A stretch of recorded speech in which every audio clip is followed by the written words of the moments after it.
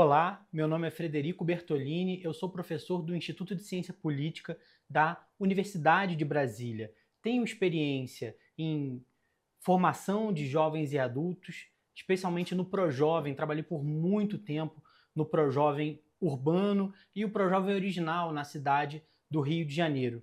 Hoje eu estou aqui para falar com vocês sobre educação integral e formação política, ou seja, qual que é a relação entre os processos educacionais que buscam a formação integral do indivíduo, o espaço desse indivíduo na sociedade e a formação política, ou seja, como que essa inserção política ela se dá nos processos educacionais. Então, a ideia é que o nosso objetivo nessa aula é relacionar a educação integral ao desenvolvimento da cidadania ativa e à construção da democracia. A gente vai ver hoje como que para construir democracia de forma efetiva é fundamental ter inserção e inclusão educacional e é fundamental, essencialmente, que essa formação e essa educação se dê de maneira integral.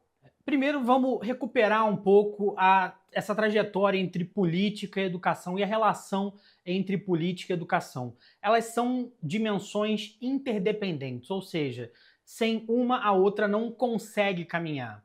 É essencial lembrar que a democracia só pode florescer com a presença de cidadãos ativos e informados. Ou seja, ali lembrando Robert Dahl, né, como que a democracia ela depende desse cidadão informado para que ele seja ativo. Ela depende desse cidadão conhecedor do que se passa ao redor dele, um bom leitor do mundo que está acontecendo e do mundo do qual ele faz parte, para que ele possa intervir nesse mundo e nos processos democráticos efetivamente. Por isso, então, democracia depende de uma educação integral, para que haja emancipação política e emancipação social, mas essencialmente o processo de emancipação política que está ligado à percepção desse ser dentro do mundo como um agente político, como um ator político, como alguém que vai tomar um conjunto de decisões que serão fundamentais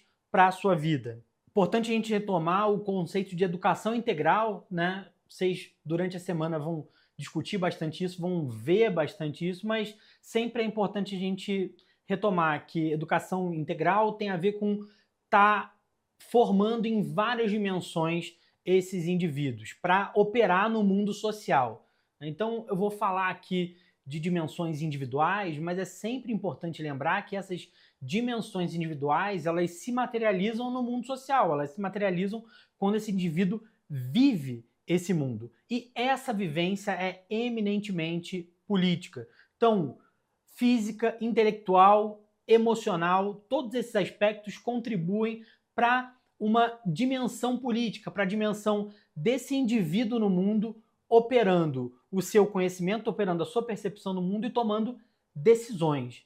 Para isso, então, é fundamental que a gente tenha indivíduos capazes de transformarem essa realidade. Então, a partir do momento que eles adquirem alguma formação integral, a partir do momento que eles entram em contato com esse conceito de formação integral, eles passam a se tornar mais capazes de propiciar essa transformação. E aí, como eu estava falando, são duas dimensões básicas. Essa dimensão individual, ou essa face individual da transformação, ela que suscita a face coletiva da transformação. Ela que permite que haja algum tipo de transformação coletiva.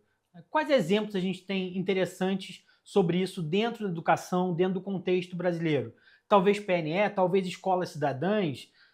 Há um conjunto grande de exemplos que a gente poderia citar e vocês, muito melhor do que eu, conhecem vários desses exemplos.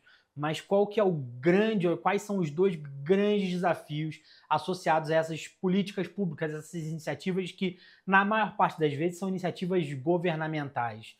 Primeiro, descontinuidade. Segundo, falta de recurso. No fim, essas duas dimensões elas se embaralham, elas se misturam para produzir lacunas que a gente precisa suprir enquanto educador, mas que tem imensa dificuldade, evidentemente. Especialmente essa ideia de descontinuidade, contexto das políticas públicas, ela atrapalha sobremodo a formação integral dos indivíduos. Eu falei que tenho experiência no ProJovem, trabalhei muito tempo no ProJovem, e o ProJovem foi mais um dos diversos projetos que apareceram aí no bojo da formação integral.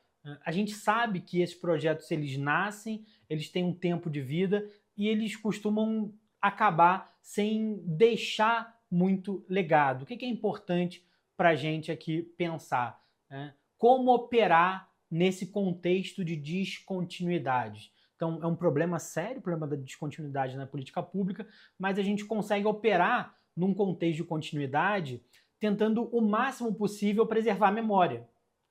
Então, preservar a memória é uma ação concreta no sentido de tentar minorar esse problema que de fato existe dentro das políticas públicas. E um outro problema é a falta de recursos. E para esse, eu entendo que a gente fala aqui com vários públicos diferentes, então, para os gestores, fica a necessidade de buscar novas fontes, novas formas de funcionamento, e para os educadores que não trabalham efetivamente com a gestão desses recursos, mas estão lá na ponta, no contato com os educandos, é tentar utilizar os recursos que a gente tem da maneira mais criativa possível. Eu sei que é um desafio muito grande e também sei que não é do nada que vai surgir recurso. Mas é sempre importante a gente levantar o conjunto de possibilidades que a gente tem de trabalhar a partir dos recursos que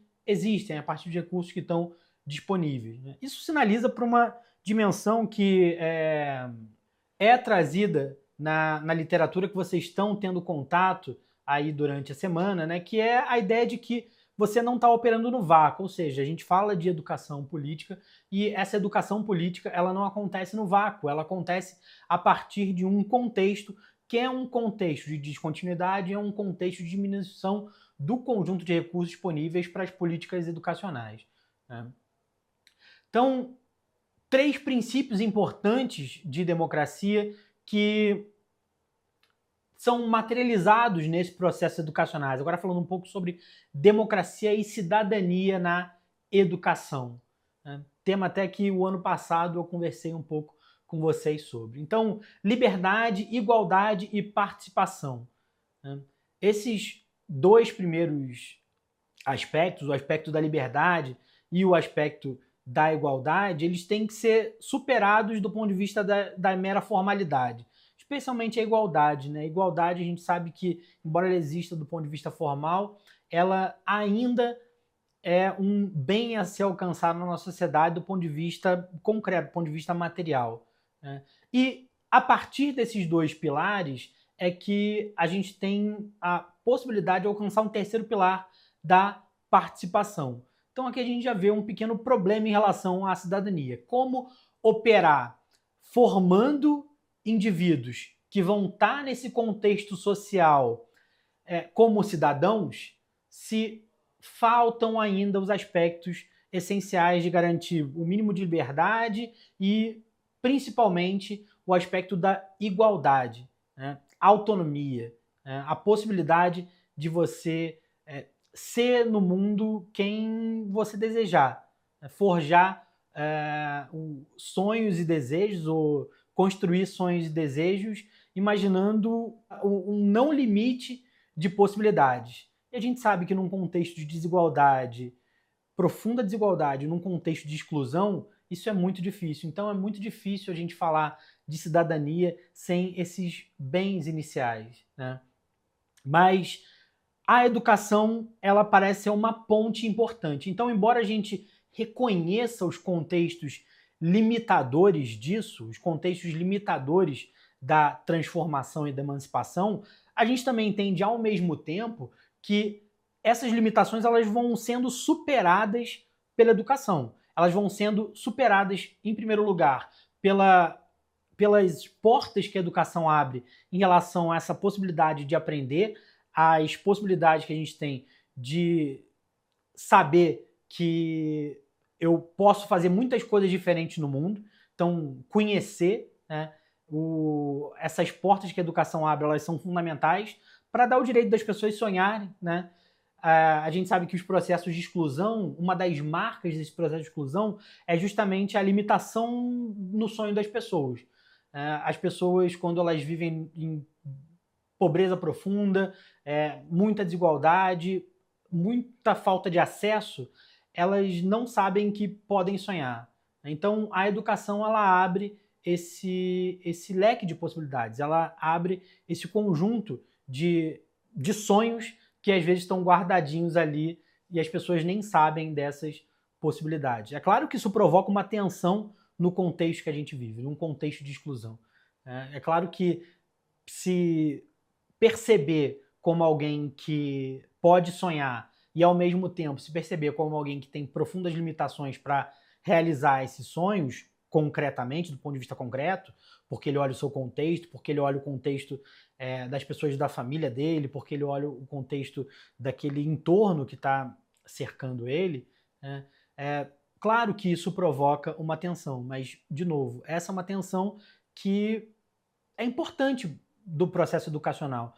O processo educacional ele não é um processo esvaziado de tensões, muito pelo contrário. É aí que a gente vai entrar, de fato, na discussão sobre como tornar essa cidadania ativa um elemento de disputa política, um elemento de ação política para as pessoas, para as crianças ou para os jovens com os quais a gente está lidando no processo educacional.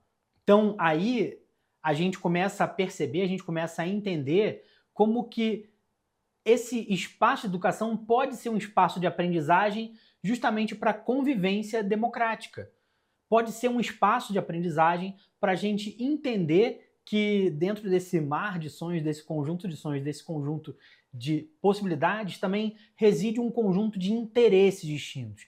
É um conjunto de perspectivas distintas, de crenças distintas. E conviver com esse conjunto de crenças distintas pacificamente é um dos maiores predicados da democracia. É justamente para isso que serve a democracia, é justamente para isso que a democracia foi construída. A partir do convívio pacífico, a partir do convívio que respeita ideias diferentes, a gente tem a tomada de decisões, a gente tem escolhas sendo feitas. E, concretamente, como que a gente pode fazer isso dentro da escola? Aí, também retomando um pouco do que eu já tinha comentado no ano passado com vocês sobre ferramentas e elementos ali de estímulo à democracia dentro de sala de aula, recomendo, se você não assistiu a semana do ano passado, acessar os materiais do ano passado, em que a gente falou um pouco mais sobre isso, né? Sobre cidadania, que era efetivamente o tema da semana no ano passado, semana de 2024, né? Uma possibilidade para isso é fazer simulações e processos eleitorais em sala de aula. Então, a gente consegue simular essa tomada de decisão a partir de uma simulação de eleição, a partir de uma simulação de decisão para efetivação de alguma decisão específica.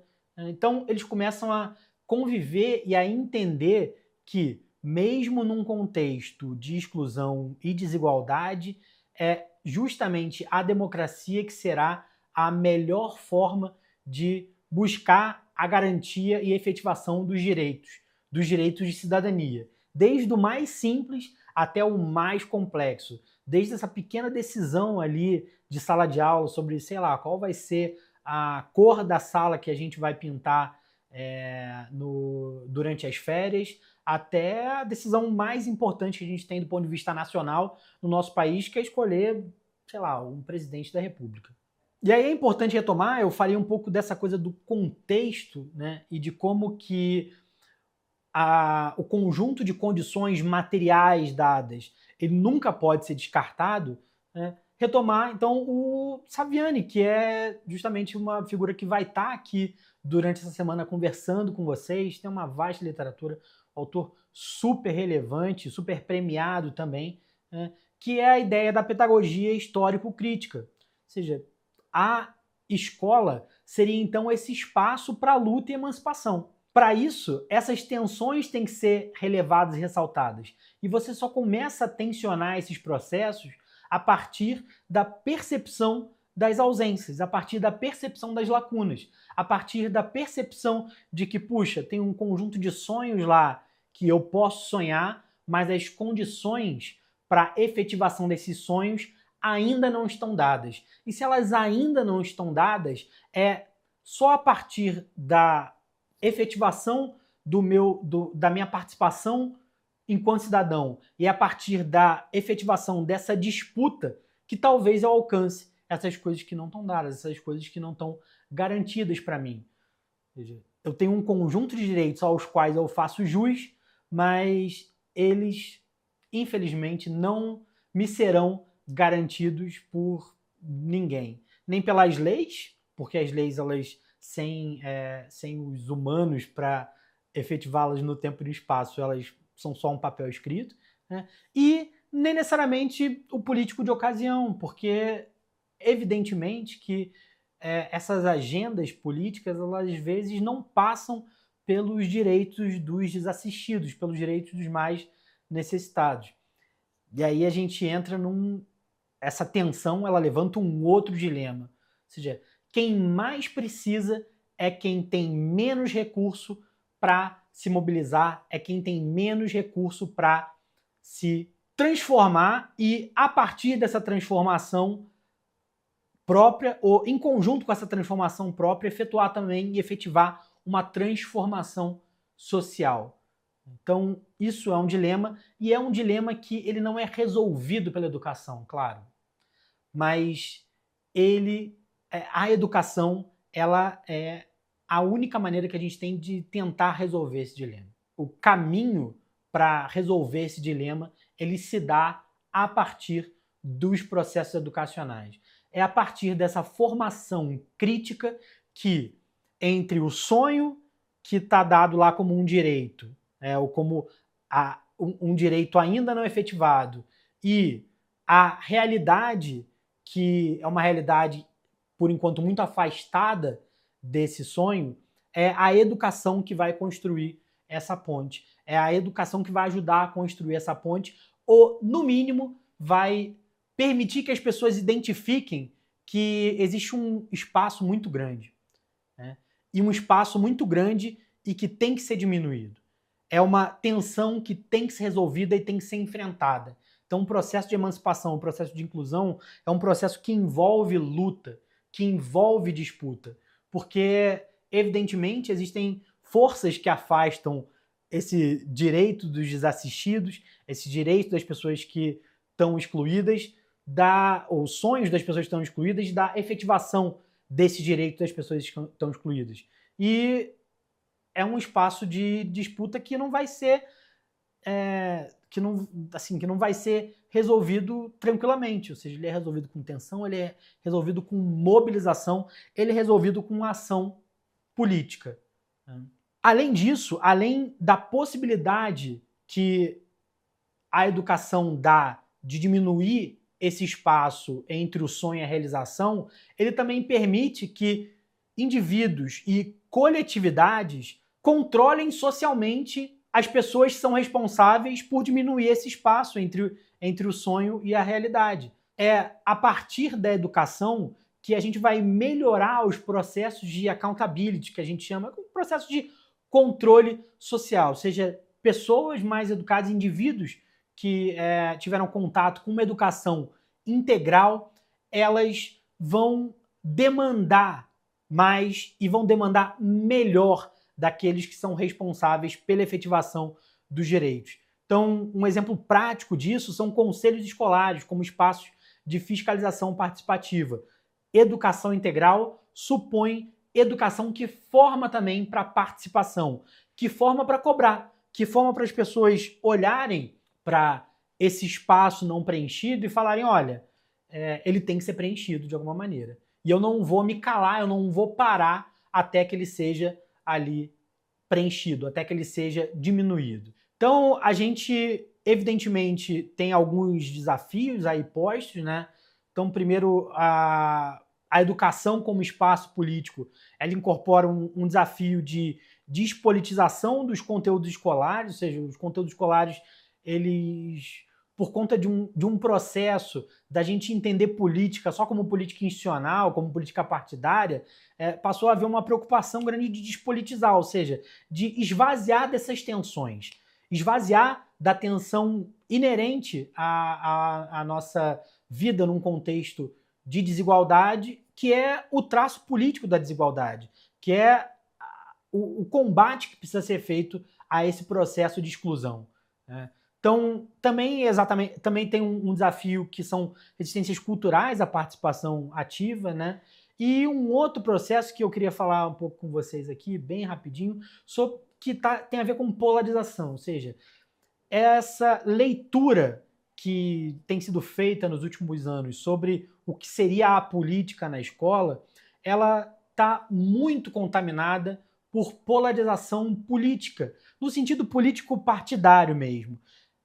E esse sentido político da polarização, da política partidária, ele se aprofundou mais nos últimos anos num processo que a gente chama de polarização afetiva. O que significa isso? Significa que determinados afetos, determinados sentimentos que algumas pessoas passaram a nutrir em relação a determinados políticos, determinados partidos, determinadas forças políticas, fizeram com que muitas dimensões desses direitos que eu estava falando fossem tratadas como se fizessem parte de uma determinada orientação política. Então, por exemplo, a perspectiva de direitos humanos, que é uma perspectiva inerente à nossa vida como ser humano dentro de um espaço que tem que ser respeitado de direitos, né? Ela foi capturada em um momento por uma linha política, rechaçada em outro momento por outra linha política. Direitos humanos serve simplesmente para proteger e garantir o nosso direito à existência com um conjunto de regras vigentes. Isso não tem a ver com direita, não tem a ver com esquerda, mas, como eu comentei, o processo de polarização e as afetividades geradas por esse processo de polarização, em algum momento, tornaram direitos humanos uma pauta de uma determinada ideologia. É uma confusão muito grande. Então, despolarizar esses processos sem despolitizar é um grande desafio para escolas. Eu ia falar universidade, né? Eu costumo de falar universidade. É um desafio, mas também é um desafio para as universidades, evidentemente. Mas aqui, para vocês, é importante falar como um desafio para as escolas, né? Um desafio para a educação que lida diariamente com crianças que estão lidando com esse caldo aí de profunda polarização, né? Nem entendem muito bem como é que funciona e estão sendo formadas para entender política como algo ruim, quando, na verdade, elas têm que ser formadas para entender política como uma daquelas pernas, um daqueles aspectos, uma daquelas dimensões da formação integral. Qual a solução, então, que a gente teria para resolver esse problema? Bem, talvez projetos que conectassem educação e realidade local. Então, às vezes, quando a gente tira a política de um tema que está muito na esfera nacional, de um tema que está muito debatido ideologicamente, um tema que está muito marcado por essas clivagens ideológicas, a gente consegue mostrar como ela é importante no local. Então, projetos que conectem a educação com a realidade local, com uma tranca de um banheiro que não está funcionando e que você precisa demandar ao gestor, sobre um riacho que corre ali na frente da escola e que não tem o tratamento adequado, ou tem descarte de lixo naquele riacho, tratamento de esgoto, ou seja, todas essas dimensões que conectam com o local, elas têm que ser lidas como dimensões importantes da ação e da participação política. Os estudantes, os alunos têm que perceber que é a ação política deles que vai transformar aquela realidade numa realidade melhor. Como eu falei, do sonho do direito é a efetivação do direito. Todo mundo tem o direito de transitar por um ambiente limpo, por um ambiente sem risco ecológico. Todas as pessoas têm direito a terem água potável. Elas só percebem, elas só se dão conta, ou só descobrem que têm esse direito quando tem contato com alguém que as educa sobre esse direito. A efetivação do direito aí é mobilização política. A efetivação desse direito só se dá a partir da política. Não tem jeito. E isso é positivo. Positivo no sentido de que a formação integral, então, tem que ser uma formação política, tem que ser uma formação para diminuir o espaço, para criar pontes entre esses sonhos e uma realidade melhor. Uma realidade melhor não só para esses indivíduos, mas essencialmente uma realidade melhor do ponto de vista social. Isso a gente faz inserindo debates políticos no currículo, então mostrando, como eu comentei, desse ponto de vista mais conceitual, a política como uma melhor ferramenta para a resolução de conflitos, e a democracia ela é essencial para isso. Só olhar o ano passado, a discussão do ano passado, como que democracia é importante para a gente superar esse conflito de maneira pacífica, né? E também formando educadores para abordagens políticas. Super importante que esses educadores entendam que o espaço da política não tem a ver com partido, mas tem a ver com efetivação de direito, tem a ver com transformação social. A gente tem alguns exemplos de políticas de sucesso no nosso contexto: orçamento participativo, conselhos estudantis. Isso tem um profundo impacto na formação cidadã. Então, alguns pontos aqui para a gente concluir e refletir. Primeiro, a educação integral transforma indivíduos, mas essencialmente transforma comunidades. A educação integral ela tem um componente essencial da política. E esse é justamente o componente capaz de propiciar a autopercepção do seu espaço no mundo, desses indivíduos como indivíduos que são sujeitos de direitos e, ao mesmo tempo, mostrar caminhos para a superação desse espaço, para a superação dessas lacunas. A gente tem uma reflexão importante para fazer: como que no ambiente político tão ruim, tão cheio de violência do ponto de vista de comunicação e até de atitudes, no ambiente político que tem tanta polarização, como que a gente fortalece esse papel político das escolas no ambiente que foi envenenado? Como que elas podem ser um antídoto? Como que, a partir das escolas, a gente pode propiciar esses antídotos? Então fica para a reflexão de vocês. Isso não está solucionado. Isso são vocês, ou nós, que temos que solucionar. Sempre lembrando que a democracia ela é um sistema em constante aperfeiçoamento, mas ela é um sistema que só melhora a partir de mais democracia. Então, a gente só consegue, de fato, diminuir essas lacunas, a gente só consegue efetivar os direitos a partir da efetivação de mais direitos. Então, a efetivação do direito à educação é o que vai propiciar um conjunto de tensões que vai fazer com que as pessoas olhem para si mesmas e falem: caramba, eu mereço mais, eu quero mais e eu tenho maneiras de conseguir mais. Como que eu faço isso? Com mais democracia e com mais política, com mais atuação política, tá? Bem, essas reflexões eu gostaria que vocês levassem e pensassem um pouco sobre, para a gente discutir aí durante a semana pedagógica. Tá bom, pessoal? Um abraço. Tchau, tchau.